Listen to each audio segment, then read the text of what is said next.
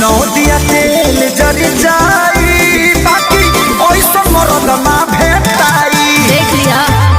Hello नमस्कार, तो मैं विकास, मेरे चैनल में आप लोग का बहुत बहुत स्वागत है। चलिए दोस्तों बात करते हैं खेसारी भैया का जो गाना है नौ दिया तेल, काफ़ी जो है बेहतरीन सॉन्ग है, पर जो है बेहतरीन जो है इस पर जो है प्यार दुलार नहीं मिला, हमको इसलिए करना पड़ रहा है। इस गाने का जो है मात्र जो है 1 घंटा में 4400 व्यू मिला था, मात्र जो है 1 घंटा में।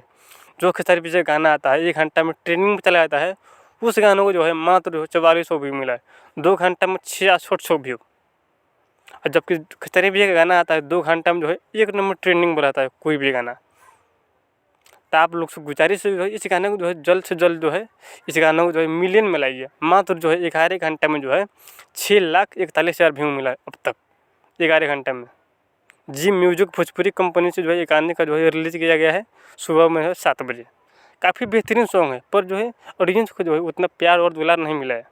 प्लीज़ आप लोग से हाथ जोड़ के विनती है, इस गाने को जो है कम से कम जो है 10-15 मिलियन जो है व्यू ला कर जो है छोड़ दीजिए, क्योंकि जो है किसी भी वीडियो बनाने में बहुत मेहनत होता है कलाकार का। प्लीज़ जो है इस गाने को सुनिए।